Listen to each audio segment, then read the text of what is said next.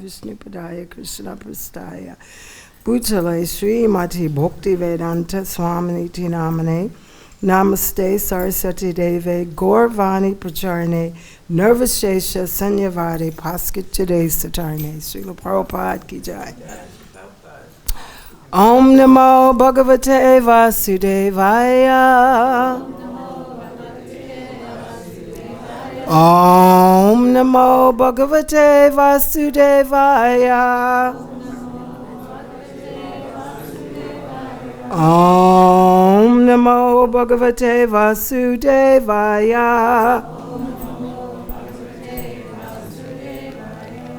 So today we're reading the Bhagavad-Gita as it is. Chapter 1, text 10 and 11. Is that right, Mata? Okay. Jai Shri Krishna.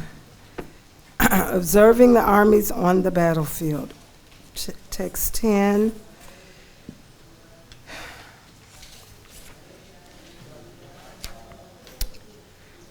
Okay. Aparyaptam. Text 10. Chapter 1. We're going to read both of the verses together. Aparyaptam tad asmakam balam bhishma virakshitam paryaptam tu idam etesham balam bhima virakshitam aparyaptam tad asmakam balam bhishma virakshitam paryaptam tu idam etesham balam bhima virakshitam aparyaptam immeasurable tad that asmakam of ours balam strength bhishma by grandfather Bhishma abhirakshitam perfectly protected prayaptam limited to but idam all this etesham of the Pandavas balam strength bhima by Bhima abhirakshitam carefully protected. Translation by His Divine Grace Srila Prabhupada. Our strength is immeasurable and we are perfectly protected by grandfather Bhishma, whereas the strength of the Pandavas, carefully protected by Bhima, is limited. Translation, please repeat. Our strength is immeasurable and we are perfectly protected by grandfather Bhishma, whereas the strength of the Pandavas, carefully protected by Bhima, is limited. Purport by His Divine Grace, A.C. Bhakti-Vedanta Sri Swami Prabhupada. Herein, an estimation of comparative strength is made by Duryodhana. He thinks that the strength of his armed forces is immeasurable, being specifically protected by the most experienced general, grandfather Bhishma. On the other hand, the forces of the Pandavas are limited, being protected by a less experienced general, Bhima, who is like a fig in the presence of Bhishma. Duryodhana was always envious of Bhima because he knew perfectly well that if he should die at all, he would only be killed by Bhima. But at the same time, he was confident of his victory on account of the presence of Bhishma, who was a far superior general. His conclusion that he would come out of the battle victorious was well ascertained. Text 11. Ayaneshu cha sarveshu yata bhagam avastitaha bhishmam eva birakshantu bhavantaha sarva eva hi ayaneshu cha sarveshu yatha bhagam avastitaha bhishmam eva birakshantu bhavantaha sarva eva hi ayaneshu. In the strategic points, cha also, sarveshu everywhere, yatha bhagam as differently arranged, avastitaha situated, bhishmam unto grandfather Bhishma, eva certainly, abhirakshantu should give support, bhavantaha you, sarve all respectively, eva hi certainly. Translation by His Divine Grace, Srila Prabhupada. All of you must now give full support to Grandfather Bhishma as you stand at your respective strategic points of entrance into the phalanx of the army. Purport. Duryodhana, after praising the prowess of Bhishma, further considered that others might think that they had been considered less important. So, in his usual diplomatic way, he tried to adjust the situation in the above words. He emphasized that Bhishma Dev was undoubtedly the greatest hero, but he was an old man, so everyone must especially think of his protection from all sides. He might become engaged in the fight, and the enemy might take advantage of his full engagement on one side. Therefore, it was important that other heroes not leave their strategic positions and allow the enemy to break the phalanx. Duryodhana clearly felt that the victory of the Kurus depended on the presence of Bhishma Dev. He was confident of the full support of Bhishma Dev and Dronacharya in the battle because he well knew that he did not even speak a word when Arjuna's wife Draupadi, in her helpless condition, had appealed to them for justice while she was being forced to appear naked in the presence of all the great generals in the assembly. Although he knew that the two generals had some sort of affection for the Pandavas, he hoped that these generals would now completely give it up, as they had already done during the gambling performances. Om Anjana Timirandasya Jananjana Shalakasya Chakshuran Militam Yena Tasmai Sri Guruve Namaha Sri Chaitanya Manobhistam Stapitam Yena Bhutale Swayam Rupakadamayam Dadati Swapadantekam. Hey Krishna Karuna Sindho Dinabandho Jagapate Gopesha Gopika Kanta Radha Kanta Namostute Tapta Kanchana Garangi Radhe Vrindavaneshwari Vrishabhani Sute Devi Pranamami Hari Priye Vanchakalpatarubhyascha Kripa Sindhubhya Evacha Patitanam Pavanebhyo Vaishnavebhyo Namo Namah. Jai Shri Krishna Chaitanya Prabhu Nityananda Sri Advaita Sri Gadadhar Sri Vasadi Sri Gauda Bhaktivinoda. Hare Krishna Krishna Krishna Hare Hare Hare Rama Rama Rama Hare Hare. Hare Krishna Krishna Krishna Hare Hare Hare Rama Rama Rama Hare Hare. One more time, everybody.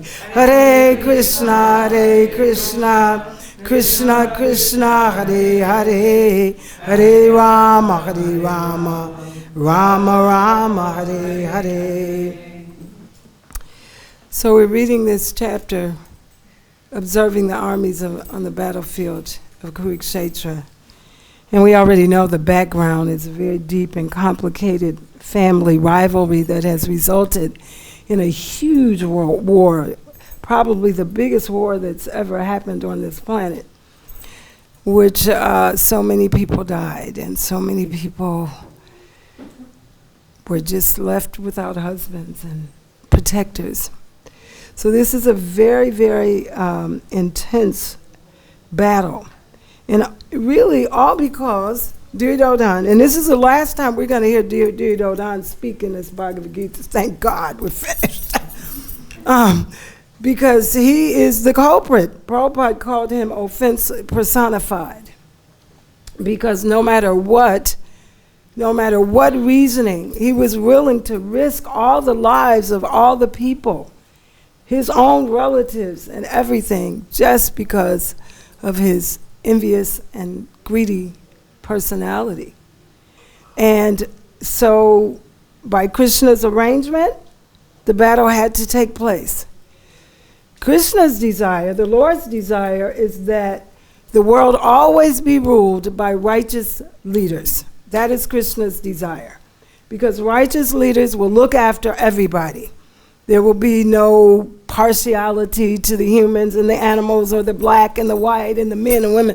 A righteous leader is going to take care of the citizens like Krishna would. So it was Krishna's desire that the Pandavas would take over the kingdom because he wanted righteousness to prevail. When I was doing a little research into these different numbers, because it's good to have a little background in the numbers, we learned that the Kauravas had 11 Akshohini divisions. Now, one Akshohini, as described in the scriptures, is 21,870 chariots, 21,870 elephants, 109,650 infantry soldiers, and 65,600 cavalry on horses. That's just one division. And they had 11 of those. And then Arjuna was able to get together 7. Now, 7 was a lot, but compared to 11, it wasn't a lot. And so one wonders at the beginning, who's going to win this battle? If you were just an observer, if you didn't know the background of the Bhagavad-Gita and all that it entailed, you'd say, wow, do they really have a chance? Those little 7, well, it wasn't little, it still was a lot, against this 11, which is thousands and millions. I mean, you know, I didn't even want to do the math. It was just so many. But yet, they had Krishna on their side. So with all this big talk that Duryodhana was doing, you know, our strength is immeasurable. We don't have to worry. We got the biggest warrior, you know. That was not the guarantee of victory. And one of the main points that we should always walk away with from any Bhagavad Gita class is that if Krishna is on your side, you don't have to worry. Doesn't matter how small you are. Doesn't matter what you have or don't have. If you, basically speaking, if you're on Krishna's side, because Krishna really is always on our side, then you got what you need to be victorious. So now we have the backdrop. One of the reasons Duryodhana thought, oh, I don't have to worry about Grandfather Bhishma. I don't have to worry about Dronacharya, even though these were very exalted, elevated personalities, because they didn't say a word when Draupadi was being insulted. Now, we have to really think, and we've heard this story over and over again, but every time we hear it, it has to touch the heart. Now, imagine an assembly with all the kings and all the great warriors. And Yudhishthira had lost himself and his brothers in a gambling match. And then he wagered his wife which there was some question, was that a just thing? How could you wager me and you already lost yourself? But still, we weren't dealing with so much justice when Duryodhana had his court. And so they dragged this beautiful princess, Draupadi, into the assembly of all these men. Now, because we're in Kali Yuga, and there are naked women all the time now, that's not a big deal for Kali Yuga. But in that time, for a cultured lady to be seen any part of her body except for her husband, she would rather be dead. She would rather be dead. So here they dragged Draupadi into this assembly. And when she realized what they were going to do, when she fought. Draupadi was no pushover. She was a Kshatriya lady. She held her sari. You're not going to take my clothes off in front of all these men. But what could she do against this Duryodhana? He was a man. He was a Maharati or Rati or whatever, these warriors that have all this power.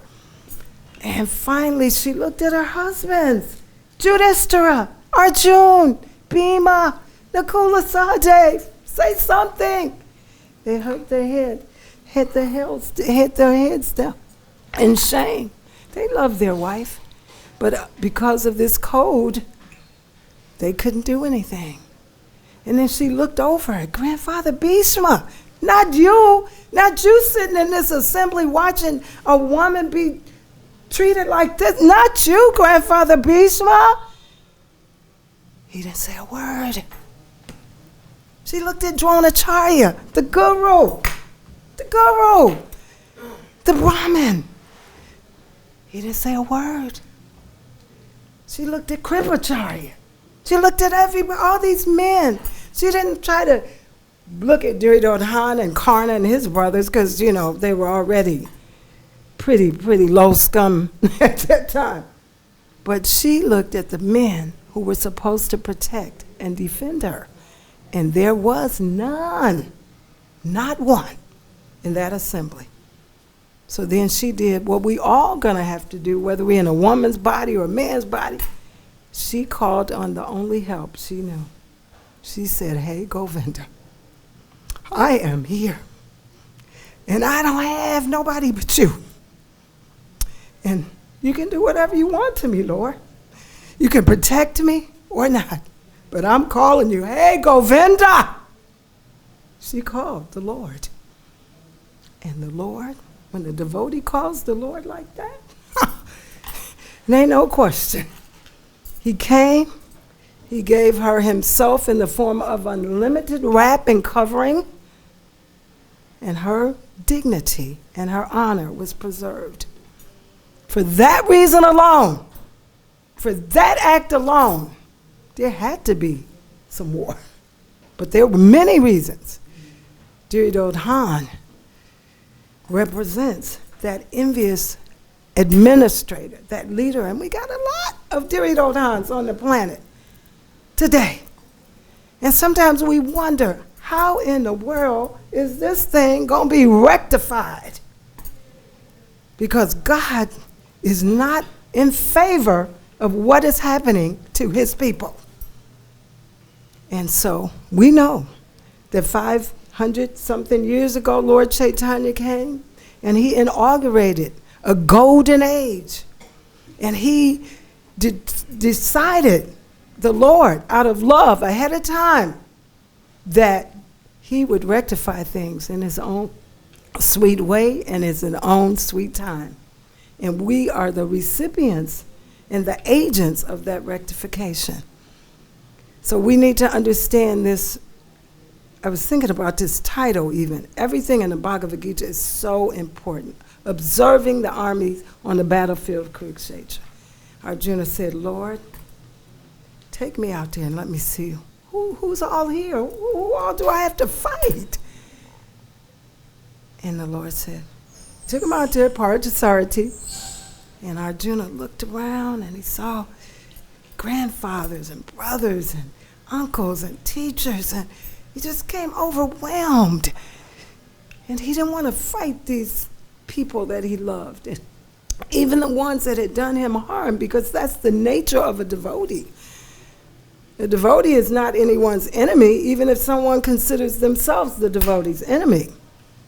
And he said, Lord, we don't need to fight this big, huge war just for us to get a little land or something. No, let them have it. And Krishna said, no. So here we are, observing the army on the battlefield. Every time we read Bhagavad-Gita, every time we open this book, we should prayerfully beg the mercy of Prabhupada and 6 Goswamis so that we can understand what is this application for us today. We're not just reading a book that chronicles the history of something happened 5,000 years ago. The Bhagavad-Gita is an ever-present scripture. And we are the modern-day Arjunas. The devotees are the Arjuna.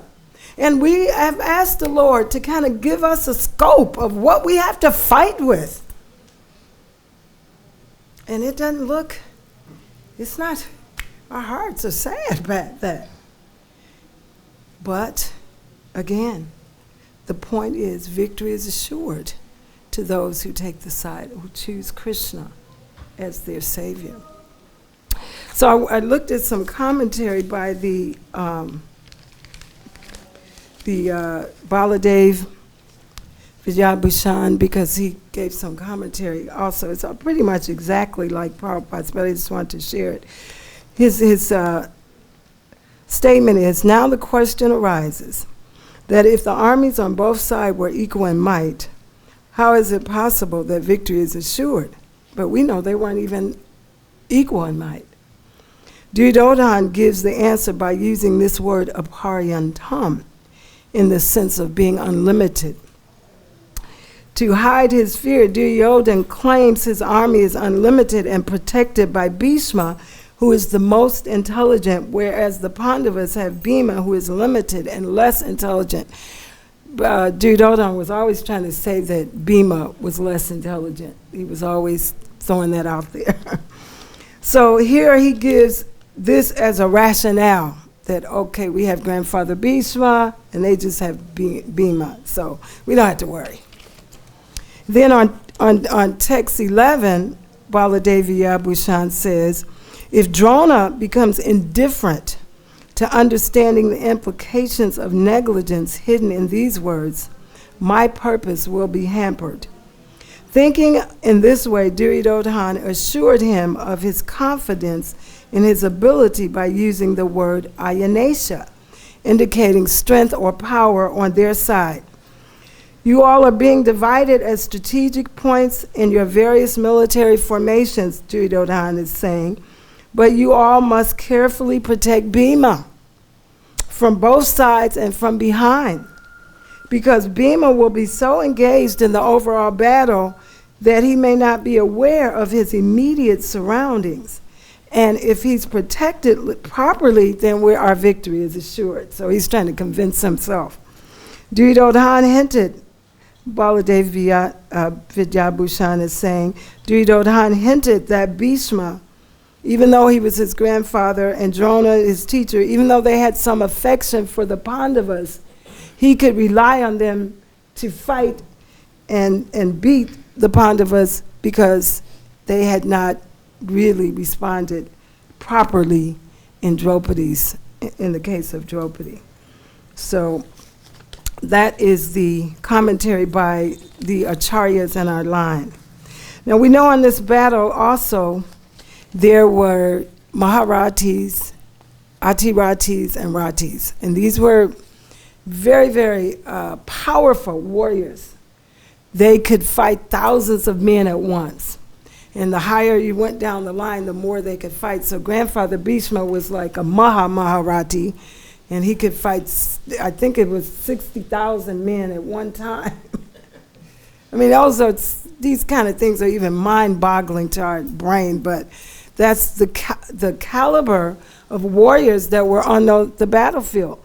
And even Yudhishthira and Bhima, I think they were considered Rathis, and they could fight 12,000 men at one time or something like that, and then you go on down. And so it was a huge deal, this battle that was going to take place. Yet we learn from this that no matter what weapons, no matter what strategy, no matter what warriors that someone has against the righteousness or the righteous people or the devotees, they will not be successful.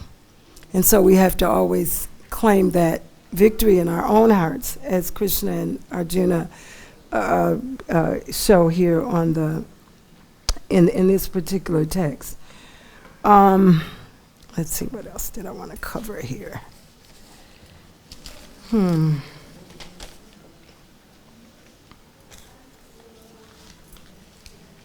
Arjuna,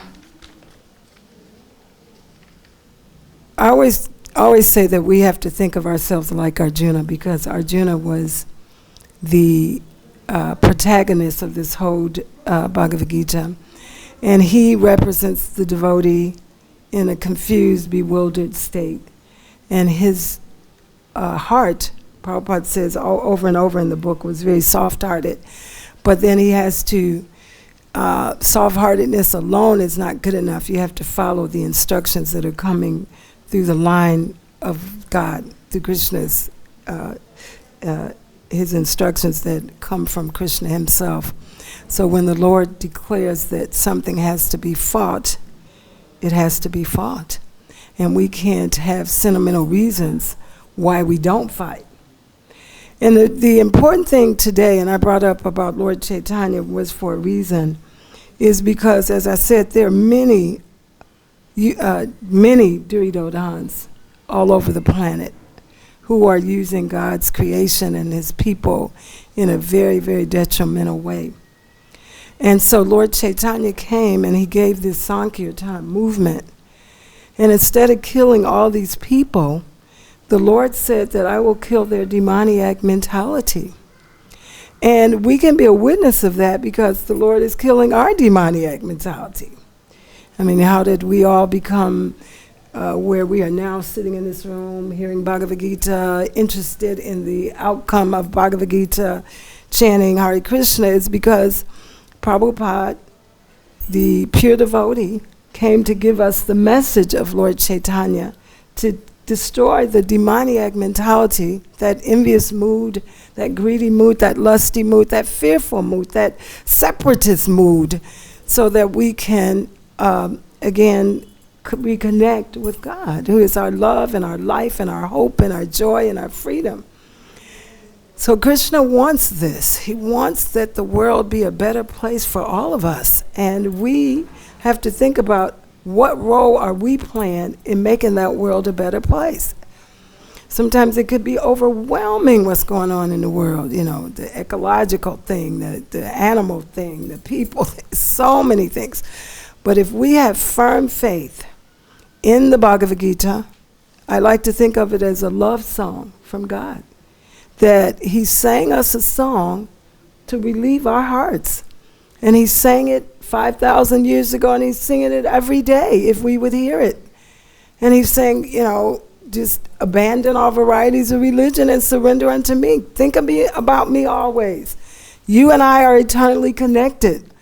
So if we actually, no matter how tiny and small we feel, and we are very tiny and very small, infinitesimal, that taking the side of Krishna and trusting the words of the Lord and acting on that trust. Every day we get up and we chant Hare Krishna and we go see the deities and we read the Bhagavad Gita and we do offer our food to Krishna.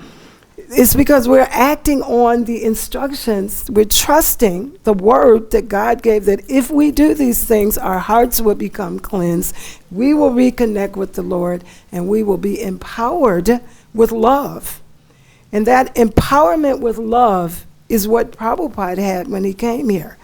I mean, you think about his life, that before he came to America, it was setback after setback after setback after setback. I mean, it was just like everything he tried to do to establish the foundation of carrying out his spiritual master's instructions was thwarted completely. And yet he was so fixed in wanting to come and share this message with, he didn't let any of those setbacks hold him back. And he wrote this beautiful poem on the boat where he was crying out to the Lord. But he had faith. And that's the kind of faith we need to have and pray for and incorporate.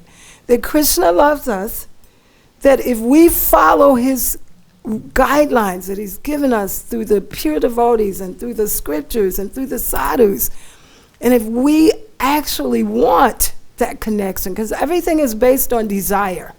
And you can be in a room full of devotees and their destinations may all be different because all of our desire may be different. But if you actually have that desire, like Arjuna, to totally give your life to the Lord and totally accept his instructions and totally surrender. You know, this has been a very emotional week for me because I'm feeling somewhat confined and I'm feeling somewhat restrained from doing my own instruction that my spiritual master gave me. But I know because I'm dealing with my health issue, it's all good. But still, you know, we're not a stone or rock, and we do have feelings and emotions that have to surface, and we then have to surrender those again to the Lord because I am where Krishna has arranged for me to be at this time. But I pray that somehow or other we can all understand that Krishna consciousness is a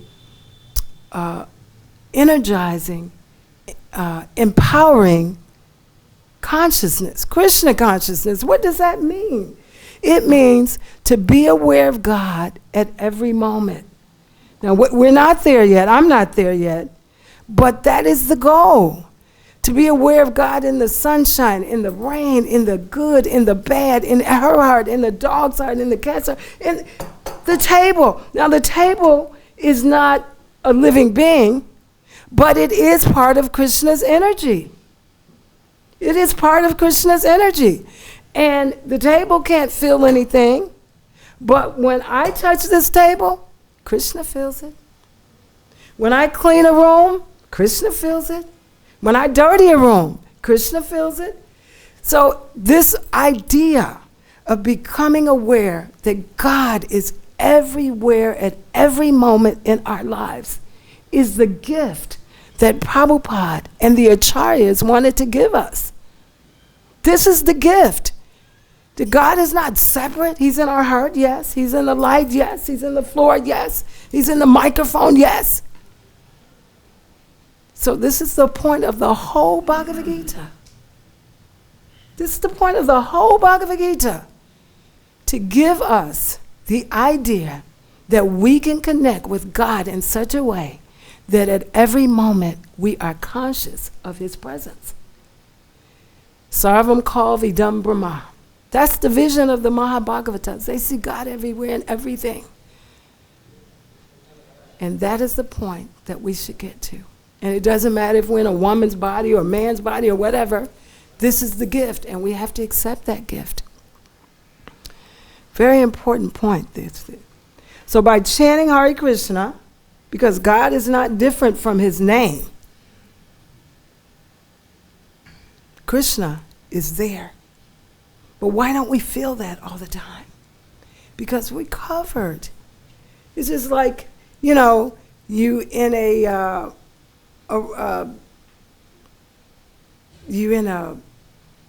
tunnel, and there's layers and layers and layers and layers of earth and dirt around the tunnel. But you have faith that if I keep digging out, I'll get out. And that's the faith that will get us out. Call the name of Krishna, trust Krishna. He has so much love for us that it is indescribable. And he wants us to feel that love and to be happy. Krishna doesn't like people sad. Anandamaya Bhyasa, we're joyful.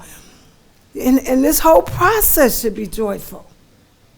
So if we're not being joyful, we need to question, where am I a little slack here?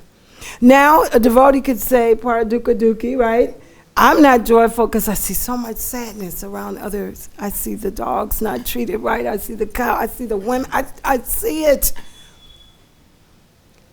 And that's the nature of a devotee. A devotee is not happy to see others happy. But as far as ourselves, as far as me, We should get to that point where we are connected with the Supreme Personality of Godhead in such a sweet way that every moment we're feeling His love. And that is possible. And that's the whole lesson of the whole Bhagavad-Gita. That's the lesson of the Bhagavatam. That's the lesson of the Chaitanya Charitamrita. That's what Prabhupada sacrificed his life for us to do. And don't worry about what other people think about you or what you're doing. Each one of us have a personal relationship with God that nobody can disturb and nobody can feel.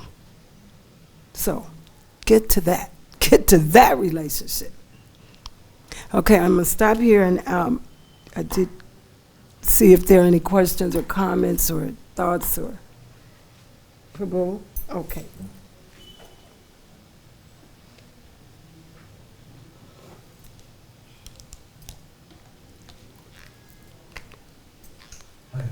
Hare Krishna. You were giving the example of Draupadi. Mm-hmm. She was appealing to everyone that to save her, but nobody wanted to save her.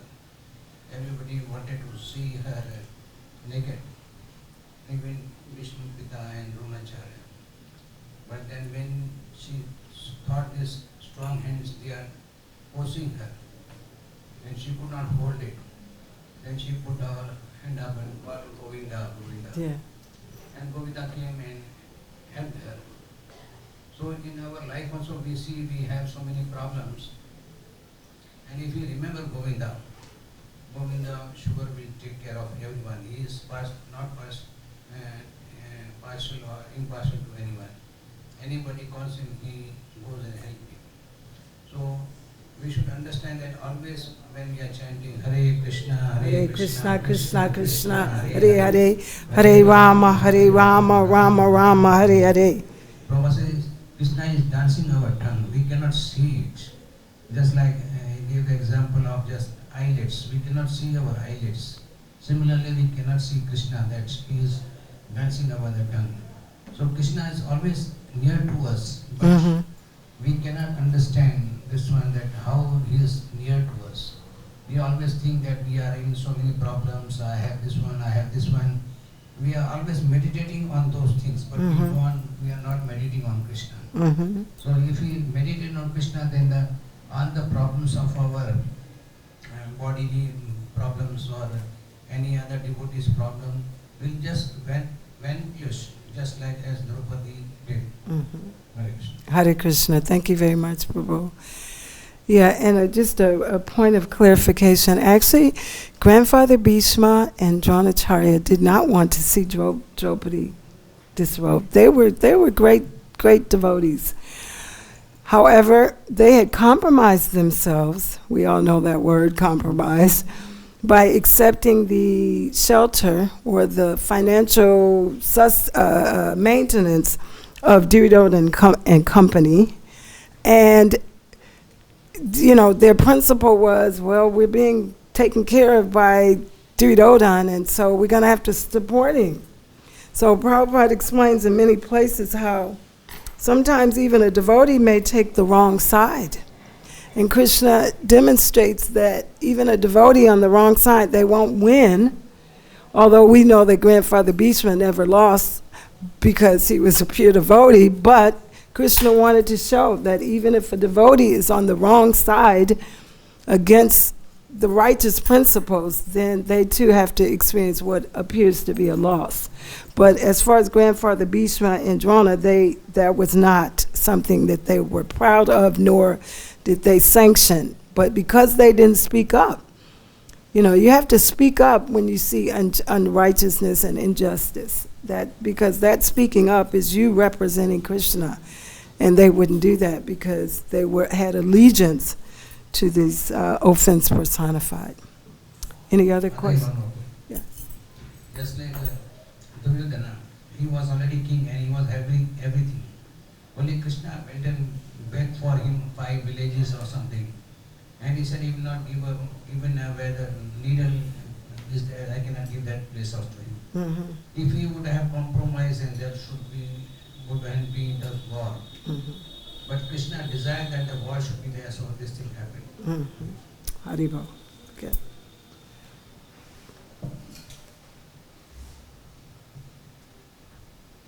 Thank you very much for your class. Hare Krishna. You were exhorting us to take Krishna's side. And it seems to me that we can accept it, or am I speaking for myself, we accept it in theory, but somehow or other the heart still has some attachment to material things. How can we break that attachment and just become fully committed to Krishna and his side? So we understand that, Krishna has the energies, the inferior energy and the superior energy, and how we can finally break the stronghold of the inferior energy, because we can't do it by ourselves, because Krishna said, this is my energy. So nobody's going to defeat, the topmost.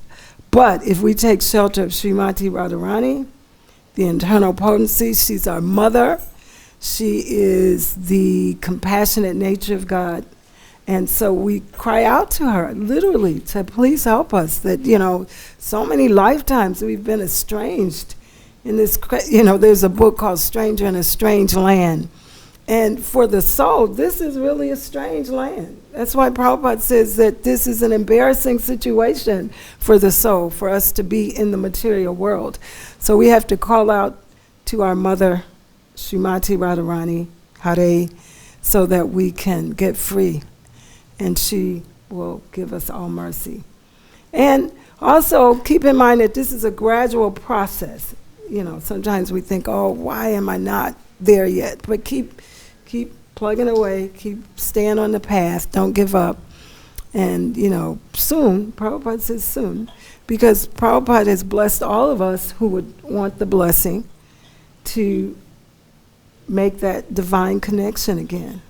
So don't give up. Take shelter of like-minded souls, serious devotees who are kind and courteous and thoughtful, and who, because being in that environment, being in that association, that sangha, will help to speed up the process. And always take inventory, of your own self. Like, how am I doing? Like, am I better today than I was yesterday? Is my chanting a little better? Am I a little more soft-hearted towards God? And then Bhaktivinoda Thakur, he recommended that we take inventory of ourselves on a regular basis.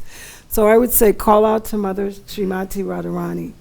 Stay on the path. Keep chanting no matter what. Because as you chant, all these anarthas, all these unwanted, unclean things come up. And I'd even say, wow, I didn't even know I was thinking like that or had all that stuff in me. But it's just a process of clearing Chaita Darpana Marjanam. Is there anybody else that wants? Okay, there you go. Oh, okay. Yeah. Okay, that's fine. Okay. I like that. No, you. Okay. Thank you for the class. Sure. I have been practicing Hindu. Okay. And I've been working Bhagavad-Gita for Okay. Hello? Oh, that's better. Yeah. Yeah, so I'm a practicing Hindu. I've been reading the Bhagavad-Gita for quite some time now. I do attend classes in Dubai where I stay. And on this particular two verses, I have a question as to why and how did Duryodhana miss out on Krishna? Because he very well knew that Krishna was on the side of the Pandavas. How could he not estimate the power of Krishna or in these two verses? Oh, very good question, Prabhu. One thing I know, which is an additional point, is Duryodhana, the Kauravas had Krishna's army, the Narayan Sena, I guess. Was that the reason? Well, that was primary. There was an opportunity that the Lord gave both Arjuna and Duryodhana to choose either himself or his army. And for Arjuna, it was a no-brainer. He said, choose you, Krishna. And so Duryodhana was thinking, that's stupid. That's actually what Duryodhana was thinking. I got the army, you got Krishna. But of course we know Krishna is more than his army and everything. So that was one reason. Krishna had made a vow not to fight, that, he would just be there. He would not fight, he would not participate as a combatant. Otherwise, everybody would have had to reckon with him. So, but because Duryodhana had chosen the army and Arjuna chose Krishna, that was the reason. Mm-hmm. Jai. Prabhu.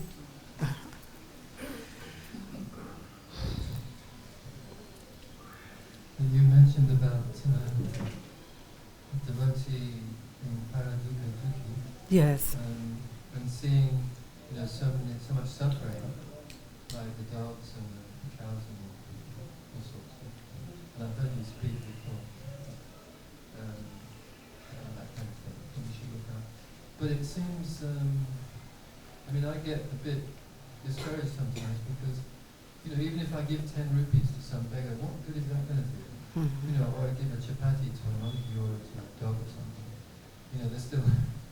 So I often, and also at the same time, you hear that charity should be given in the mode of goodness to somebody who's worthy. But on the other hand, does it make your heart hard if you don't give something? That's a good question. What's your name, Prabhu? Gaura Krishna Das. Thank you for that question. I'm sure that a lot of devotees wrestle with that a lot. One thing I can share is that Srila Bhakti Siddhanta said that if someone asks you for something, try to give them something. That was one of our acharyas. So we have to weigh that. We have to weigh that with what is the best help. Oftentimes people could say, well, that's their karma. But it's also our karma that we had the intersection with that particular person and situation at that time. So then we have to pray to what the Lord would guide us to do. The one thing we can know for sure is that by sincerely chanting the holy name, that it is actually making a tremendous difference in the world. So we can't feel so hopeless. But in whatever sphere you're in, you should try to make a contribution. Because wherever you are, that's where Krishna has you. And so then what can you contribute to this or that? You have to kind of weigh it and be careful. And good to do things in groups. There's this wonderful devotee here, Leslie. I hope you don't mind me pointing you out, dear. And she has taken a seva to look out for the animals here in Vrindavan, the ones that people don't look out for, because most people will look out for the cows. That's in addition to her chanting every day. So I would say that, we have to figure out and pray to Krishna for how to be of service. We cannot be callous to the suffering of the living entities, and yet we cannot, being small and having limited resources, what we can do. But I would say pray, try to work with others that are trying to do, and when you can give something honestly, like a chapati, make some prasadam, do it. And especially in Vrindavan, because Vrindavan, all the living entities here are very special. They're not ordinary. It's said over and over and over in the scriptures. Prabhu.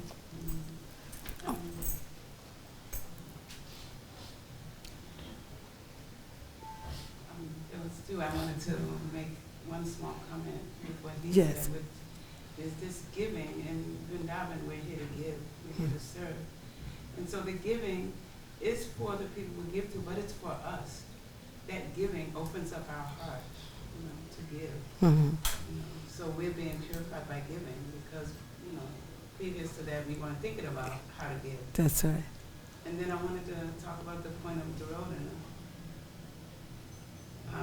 Because Duryodhana also, he had